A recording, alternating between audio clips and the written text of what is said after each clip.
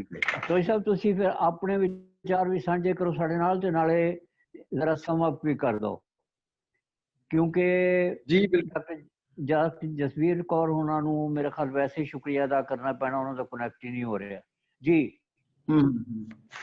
चौधरी अख्तर हुसैन संधू साहब जी। अस्सलाम वालेकुम, सत श्री अकाल जी सारे दोस्तों नू जिन्होंने आवाज़ आ रही है। बड़ियां खूबसूरत गल्लां होईयां ने और गुरैया साहब ने, एहसान नदीम गुरैया साहब ने पंजाब के उत्ते जो उन्होंने फोकस है, बड़ी उन्होंने खिदमात ने दयाल सिंह कल्चरल और रिसर्च फोरम के हवाले नाल ते उन्होंने बड़ी डिटेल नाल सारे दोस्तों ने सुनी गल्लां कीतियां। मैं इन्हूं थोड़ा एक होर एंगल नाल जिहड़ी किसानां दी तहरीक चल रही है उन्होंने वेखना चाहना वा। उस तो पहले जिहड़ी वट्टू साहब ने गल कीती है कि जिहड़ा HXZ होरां ने कल गल कीती, उन्होंने बिल्कुल तारीख नूं मसख करन दी कोशिश की है और पंजाबियां दे विच बाइफरकेट करन दी कोशिश की है। उन्होंने पता होना चाहिए पंजाबी का मतलब है कि जिहड़े पंजाब दे रहने वाले लोग ने, भावें हिंदू ने, सिख ने, क्रिश्चन ने, वो कोई भी ने, वो पंजाबी ने। और उन्हों दी जिहड़ियां असीं जिहड़ा हैगा उन्होंने बिल्कुल डिसओन नहीं कर सकते, ना असीं कर सकने। असीं राजा पोरस नूं, भगत सिंह शहीद नूं, उधम सिंह नूं, इन्हों ओन करने वो साढ़े पंजाबी ने। और जो उन्होंने खिदमात दित्तियां और एंटी ब्रिटिश जिहड़ियां उन्हां दा हैगा सी और जिहड़े मराडर्स हैगे सन उन्हां दे खिलाफ जिहड़ा उन्हां दा एक पोस्टर हैगा सी और उन्हां दी जिहड़ा डेयरिंग उन्हां दा स्टैंड सी, उन्होंने पूरी दुनिया की तारीख भी पेश नहीं कर सकती और खास तौर पर इस खिते की तारीख बिल्कुल ही पेश नहीं कर सकती जो उधम सिंह ने किया और जो दूसरे लोगों ने किया। इस तो अलावा भी है ने बहुत ज़्यादा इहदे गल की जा सकती है। लेकिन मैं अज के लिहाज नाल सब तो पहले जिहड़े किसान मोर्चा चल रहा है जिंदे विच राजस्थान, हरियाणा, पंजाब और यूपी के किसान और दूसरे हिंदुस्तान के किसान हिस्सा लै रहे हैं और जिहड़ा उन्हां नाल त्रौ होया है और जिहड़े 3 बिल पास किए ने उन्हां दी असीं निंदिया करने और एक किसानां दे नाल असीं अपनी सपोर्ट दा इजहार करने कि असीं उन्हां किसानां दे नाल हां और जिथे भी जुल्म होवे, ह्यूमन राइट्स भी यही कहता है, रिलीजन भी यही कहता है, कल्चर भी यही कहता है, इंसानियत भी यही होंदी कि जिथे ना इंसाफी होवे उन्हें सपोर्ट किया जाए। लिहाजा इंटरनेशनल रिलेशनस या इंटरनेशनल लैवल के उत्ते जिहड़ी यूनाइटेड नेशन है उन्हां दी तरफों बयान आया। असीं अज उहनूं वेखने आ कि जिहड़ा अंदोलन चल रहा है इनकी स्ट्रेटजी की हैगी है, इनका जिहड़ा इनके ढंग की ने, इस अंदोलन दे इस संघ की ने बड़ा इंटरस्टिंग ये एस्पैक्ट है। और मेरा ख्याल है कि इस तो बाद जिसले जिहड़ा किसान ने वो कामयाब होणगे ते उन्हां दी जित होगी, उस तो बाद इहदे ते रिसर्च दी स्पैशल स्टडी होनी चाहिए कि वो मैनेजमेंट जिहड़े साइंसिस वाले ने वो या जिहड़े ने अपने पॉलिसी स्टडीज वाले ने और जिहड़े हैगे ने अपना सोशियोलॉजिस्ट वो इहदे ते जरूर स्टडी करनगे इनदी नेचर ऑफ प्रोटेस्ट जिहड़ी ना की है। ते अज असीं इस अंदोलन के ढंग नूं वेखने आ कि वो की हैगे ने। सब तो पहले तो इनका एक पक्ष जिहड़ा खूबसूरत पक्ष है वो है कि ये नॉन वायलेंट प्रोटेस्ट है। इहदे च मार धाड़ तुहानूं नज़र नहीं आती, गाली गलोच नहीं नज़र आती। हालांकि एक घर दे विच रहिंदे होया 4 जी होण ते भांडे नाल भांडा खड़क जाता है, लेकिन तुसीं उस पूरी उहनूं स्टडी करके वेखो, उहदा पूरा जिहड़ा तुसीं अगर वेखोगे तो 20 तो 25 लाख के लोग जिहड़े हैगे ने उहदे च शामिल हो चुके सन अज तो 1-2 दिन पहले इस अंदोलन दे इस प्रोटेस्ट दे विच। इस तो ज्यादा भी हो सकते हैं, लेकिन बल्कि इस बहुत ज्यादा इस करना चाहिए क्योंकि उहदे च सिर्फ वो लोग शामिल नहीं है जिहड़े सड़कों के नाल या उहदे ते बाहर उत्थे बैठे हुए हैं, बल्कि उन्होंने वो लोग भी शामिल ने जिहड़े घरों रोटियां पका के उन्होंने वास्ते भेज रहे हैं, वो भी उस अंदोलन का पार्ट है। लिहाजा उन्होंने असीं अलहदा नहीं कर सकते। लिहाजा एक इहदा बड़ा खूबसूरत है कि तुसीं किते नहीं वेखिया होवे कि अगर कोई खान पकान या किसी चीज़ की कोई भी चीज़ होवे उहदे विच कोई खो मोह होवे या उहदे च कोई वायलेंस होवे या किसी उत्ते वट्टा मारिया होवे या बिक्री चलाई होवे, किते तुहानूं ये नज़र नहीं आवेगा इस पूरे अंदोलन दे विच। ते इस नॉन वायलेंट प्रोटेस्ट की जिहड़ी हैगी है, जिहड़ा कहा जाता है कि MK गांधी ने शुरू किया सी, लेकिन ये सारिਆਂ ਨੂੰ पता है कि उनका जिहड़ा बाबा राम सिंह की तहरीक है वो सब तो पहला इत्थे नॉन वायलेंट मूवमेंट उन्होंने इत्थे चलाई और जिहड़ा उन्हां दी मूवमेंट जिहड़ी हैगी वो सब तो पहले मूवमेंट हैगी सी। ਆਏ थे। ਤੇ ਲਿਹਾਜ਼ਾ ਨॉन ਵਾਇਲੈਂਟ ਪ੍ਰੋਟੈਸਟ ਜਿਹੜਾ ਪੰਜਾਬ ਦਾ ਜਿਹੜਾ ਇੱਕ ਸੋਨਪਨ ਹੈਗਾ ਸੀ ਉਹਨੂੰ ਹੀ ਲੈ ਕੇ ਜਾਂਦੇ ਪਏ ਨੇ। ਹਾਲਾਂਕਿ ਤੁਹਾਨੂੰ ਪਤਾ ਸਾਡੇ ਪੰਜਾਬ ਦਾ ਇੱਕ ਇਹ ਵੀ ਹੈਗਾ ਕਿ ਛੋਟੇ ਛੋਟੇ ਬਾਲਾਂ ਦੀ ਲੜਾਈ ਦੇ ਉੱਤੋਂ ਵੀ ਉਹ ਲੜ ਪੈਂਦੇ ਹੈਗੇ ਨੇ ਔਰ ਇੱਕ ਮਰਲੇ ਦੇ ਵਿੱਚ ਉਹ ਬੰਦਾ ਮਾਰ ਦਿੰਦੇ ਹੈਗੇ ਨੇ। ਲੇਕਿਨ ਤੁਸੀਂ ਵੇਖੋ ਇਸ ਪ੍ਰੋਟੈਸਟ ਦੇ ਵਿੱਚ ਜਿੰਨੇ ਵੀ ਸਾਡੇ ਪੰਜਾਬੀ ਨੇ, ਸਾਡੇ ਸਿੱਖ ਭਰਾ ਨੇ ਜਾਂ ਦੂਸਰੇ ਹੈਗੇ ਨੇ ਜਾਂ ਜਿਹੜੇ यूपी ਦੇ ਲੋਕ ਨੇ ਸ਼ਾਮਿਲ ਨੇ ਜਾਂ ਰਾਜਸਥਾਨ ਦੇ ਲੋਕ ਨੇ, ਹਰਿਆਣਾ ਦੇ ਲੋਕ ਨੇ, ਜੱਟ ਸ਼ਾਮਿਲ, ਕਿਸੇ ਵੀ ਜਗ੍ਹਾ ਦੇ ਉੱਤੋਂ ਤੁਹਾਨੂੰ ਐਸੀ ਖਬਰ ਨਹੀਂ ਮਿਲ ਸਕਦੀ ਕਿ ਏਡੇ ਵੱਡੇ ਹਜੂਮ ਜਾਂ ਇਸ ਇਤਨੇ ਵੱਡੇ ਅੰਦੋਲਨ ਦੇ ਵਿੱਚ ਕਿਸੇ ਨੇ ਥੋੜੀ ਜਿਹੀ ਵੀ ਕਿਸੇ ਨੇ ਡਿਮ ਵੀ ਮਾਰੀ ਹੋਵੇ ਜਾਂ ਉਹਨਾਂ ਨੇ ਕੋਈ ਬਿਕਰੀ ਵੀ ਮਾਰੀ ਹੋਵੇ ਜਾਂ ਕਿਸੇ ਕਿਸਮ ਦਾ ਤੁਹਾਨੂੰ ਨਹੀਂ ਨਜ਼ਰ ਆਵੇਗਾ।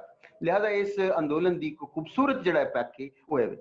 ਦੂਸਰਾ ਉਹਦਾ ਪੱਖ ਜਿਹੜਾ ਹੈਗਾ ਜਿਹੜਾ ਕਿ ਉਹ ਹੈਗੀ ਕਲੈਕਟਿਵ ਲੀਡਰਸ਼ਿਪ।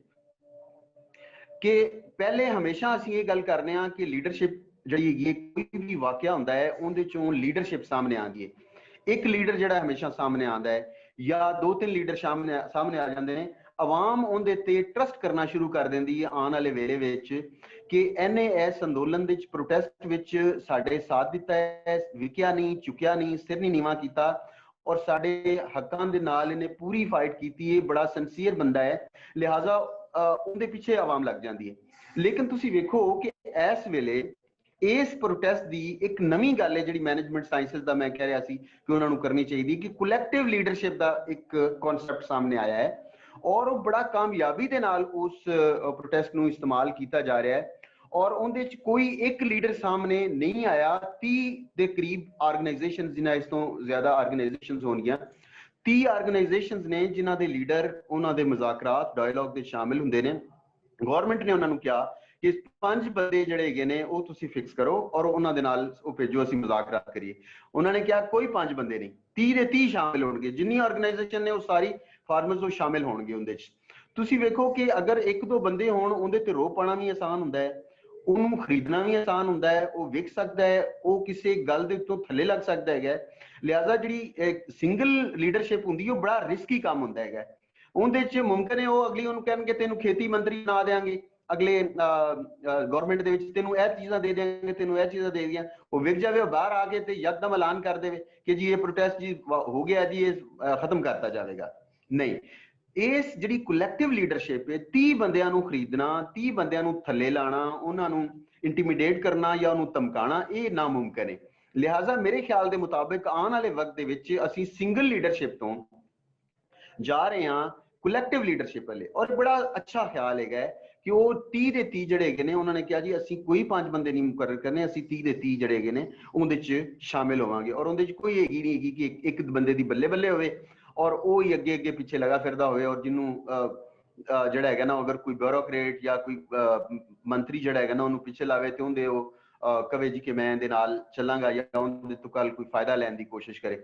ਸੋ ਇਹ ਕਲੈਕਟਿਵ ਜਿਹੜਾ ਹੈਗਾ ਸਾਰੇ ਕਿਸਾਨਾਂ ਦਾ ਇਕੱਠਾ ਮਸਲਾ ਹੈ ਔਰ ਇਕੱਠੀ ਲੀਡਰਸ਼ਿਪ ਸਾਹਮਣੇ ਆਈ ਹੈ ਔਰ ਇੱਕ ਬੜਾ ਵੱਡਾ ਇਸ ਅੰਦੋਲਨ ਦਾ ਇੱਕ ਬਹੁਤ ਹੀ ਖੂਬਸੂਰਤ ਪੱਖ ਹੈਗਾ ਜਿੰਦੇ ਨਾਲ ਇਹਨੂੰ ਹੁਣ ਸਾਡੇ ਹਲੇ ਤੁਸੀਂ ਵੇਖੋ ਕਿ ਇਹਦਾ ਤੀਸਰਾ ਜਿਹੜਾ ਹੈਗਾ ਪੱਖ ਜਿਹੜਾ ਖੂਬਸੂਰਤ ਹੈਗਾ ਉਹ ਹੈਗਾ ਕਿ ਪੋਲੀਟੀਕਲ ਪਾਰਟੀਜ਼ ਨੂੰ ਰਿਜੈਕਟ ਕਰਨਾ।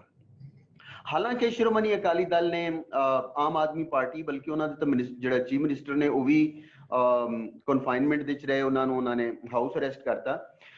ਉਸ ਤੋਂ ਬਾਅਦ ਸ਼੍ਰੋਮਣੀ ਅਕਾਲੀ ਦਲ ਨੇ, ਕਾਂਗਰਸ ਨੇ, ਇਹਨਾਂ ਸਾਰਿਆਂ ਨੇ ਸਪੋਰਟ ਕੀਤਾ ਹੈ। ਲੇਕਿਨ ਮੰਚ ਦੇ ਉੱਤੇ ਕਿਸੇ ਨੂੰ ਆਉਣ ਦੀ ਇਜਾਜ਼ਤ ਨਹੀਂ ਹੈਗੀ ਕਿ ਇਹ ਜਿਹੜੇ ਪੋਲੀਟੀਕਲ ਪਾਰਟੀਜ਼ ਨੇ ਇਹ ਅੱਗੇ ਆਉਣ।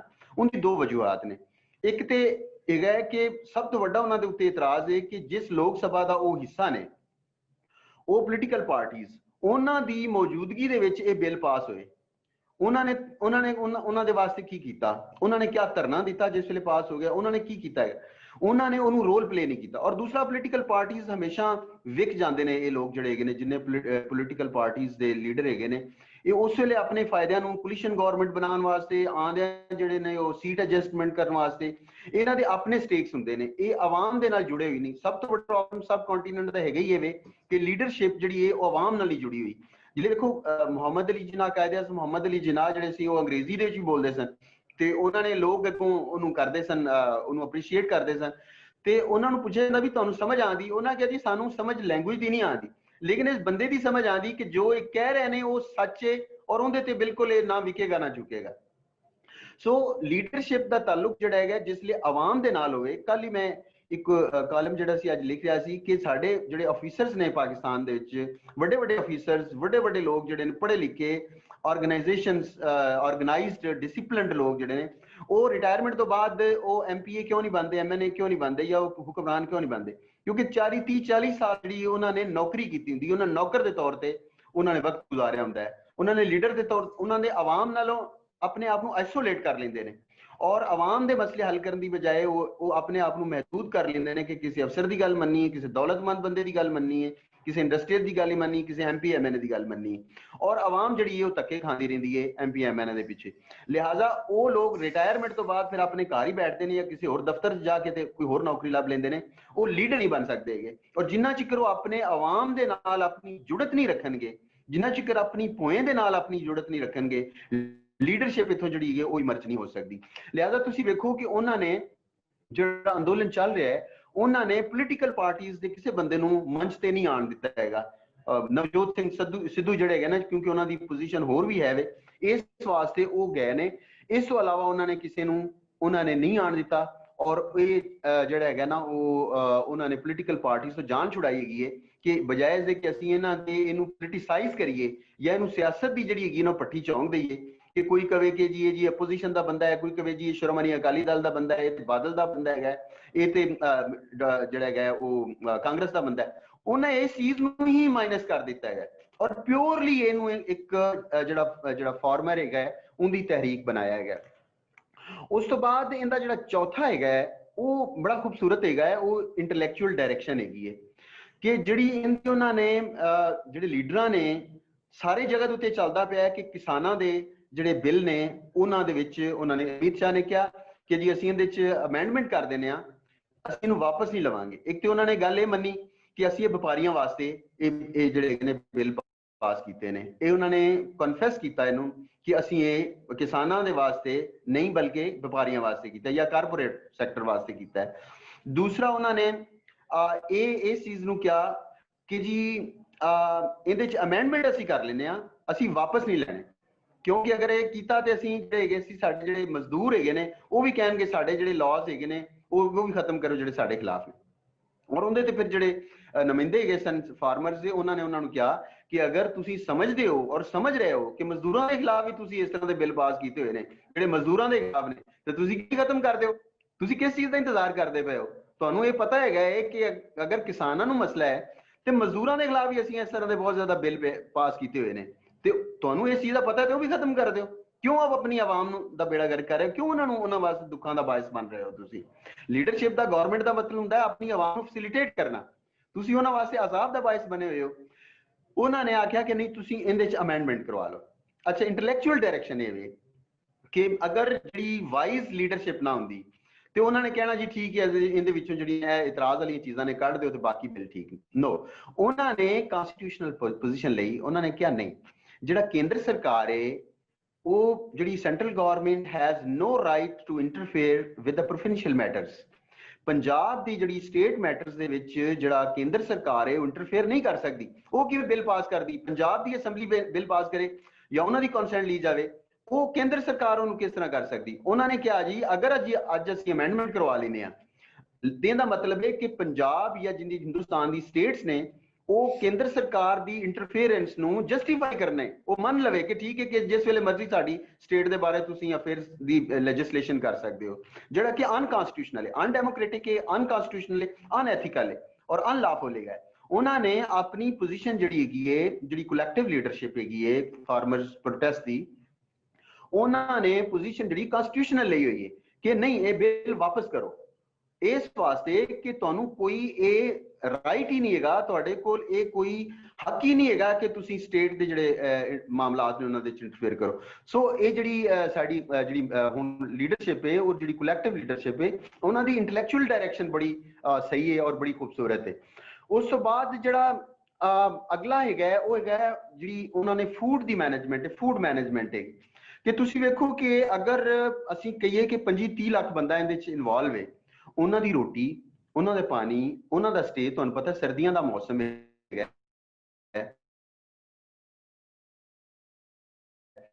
ਉਹਨੂੰ ਕਿਸ ਤਰ੍ਹਾਂ ਮੈਨੇਜ ਕਰ ਰਹੇ ਨੇ। ਢੋਲ ਨਹੀਂ ਮਿਲੇ, ਬਲਕਿ ਉੱਥੇ ਜਿਹੜੇ ਪੰਜਾਬੀ ਹੈਗੇ ਨੇ ਜਾਂ ਜਿਹੜੇ ਦੂਸਰੇ ਲੋਕ ਹੈਗੇ ਨੇ, ਬਸ ਮਾਲਵਾ ਦੇ ਲੋਕ ਜਿਹੜੇ ਹੈਗੇ ਨੇ ਉਹ ਅਗਰ ਉਹ ਮਾੜੇ ਹੈਗੇ ਨੇ, ਅਗਰ ਉਹ ਇਹਨਾਂ ਚੀਜ਼ਾਂ ਨੂੰ ਨਹੀਂ ਕਰ ਸਕੇ, ਤੇ ਜਿਹੜੇ ਲੋਕਲ ਲੋਕ ਨੇ ਜਿੱਥੇ ਉਹ ਬੈਠੇ ਨੇ ਉੱਥੇ ਉਹਨਾਂ ਨੂੰ ਉਹ ਪਹੁੰਚਾ ਰਹੇ ਨੇ। ਉਹ ਇੰਨਾ ਜ਼ਿਆਦਾ ਜਿਹੜਾ ਹੈਗਾ ਨਾ ਉਹਨੂੰ ਕਰ ਰਹੇ ਹੈਗੇ ਨੇ। ਗੁਰੈਜ ਸਾਹਿਬ ਮੈਨੂੰ ਸਿਰਫ 4-5 ਮਿੰਟ ਦੇ ਦਿਓ। ਤੇ ਇਹ ਜਿਹੜਾ ਹੈਗਾ ਉਹਨਾਂ ਨੂੰ ਉਸ ਤੋਂ ਬਾਅਦ ਜਿਹੜਾ ਅਸੀਂ ਇਹ ਫੂਡ ਮੈਨੇਜਮੈਂਟ ਨੂੰ ਤੁਸੀਂ ਵੇਖੋ, ਇਹ ਜਿਹੜਾ ਉਸ ਤੋਂ ਬਾਅਦ ਜਿਹੜੀ ਅਗਲੀ ਹੈਗੀ ਹੈ ਉਹ ਹੈਗੀ ਹੈ ਕਿਸਾਨ ਮੋਰਚੇ ਦੀ ਸਪੋਰਟ। ਔਰ ਮੇਰਾ ਖਿਆਲ ਹੈ ਕਿ ਇਹ ਪਹਿਲੀ ਅੰਦੋਲਨ ਹੋਵੇਗਾ ਜਿਹਨੂੰ ਇੰਨੀ ਸਪੋਰਟ ਮਿਲੀ ਕਿ ਪੂਰੇ ਹਿੰਦੁਸਤਾਨ ਦੇ ਵਿੱਚੋਂ, ਪਾਕਿਸਤਾਨ ਦੇ ਵਿੱਚੋਂ, ਕੈਨੇਡਾ ਦੇ ਵਿੱਚੋਂ, USA ਦੇ ਵਿੱਚੋਂ, UK ਦੇ ਵਿੱਚੋਂ, ਯੂਨਾਈਟਿਡ ਨੇਸ਼ਨ ਦੇ ਵਿੱਚੋਂ ਗਿਆ ਬੀਜੇਪੀ ਗਵਰਨਮੈਂਟ ਨੇ ਕਿ ਜਿਹੜੇ ਉਹਨਾਂ ਨੇ ਨਾ ਇਨਸਾਫੀ ਦੇ ਅਨਜਸਟ ਲਾਜ਼ ਨੇ ਜਿਹੜੇ ਉਹ ਬਣਾਏ ਨੇ ਉਹਨਾਂ ਨੂੰ ਕੰਡੈਮ ਕੀਤਾ, ਬਲਕਿ ਉਹਨਾਂ ਨੇ ਸਪੋਰਟ ਕੀਤਾ ਹੈ ਕਿ ਅਸੀਂ ਫਾਰਮਰਸ ਦੇ ਨਾਲ ਖੜੇ ਹੋਏ ਹਾਂ। ਔਰ ਉਹਨਾਂ ਨੇ ਇਸ ਚੀਜ਼ ਨੂੰ ਹਮੇਸ਼ਾ ਜਿਹੜਾ ਹੈਗਾ ਨਾ ਉਹ ਲੈ ਕੇ ਉਹਨਾਂ ਨੇ ਸਪੋਰਟ ਨੂੰ ਨਾਲ ਲੈ ਕੇ ਚੱਲੀ ਹੈਗੀ। ਜਿਹੜੀ ਮੇਰੀ ਗੁਫ਼ਤਗੂ ਇੱਥੋਂ ਤੱਕ ਸੀ, ਕਿਉਂਕਿ ਮੈਂ ਤੁਹਾਡੇ ਜੈਸਚਰ ਨੂੰ ਵੇਖ ਰਿਹਾ ਹਾਂ ਕਿ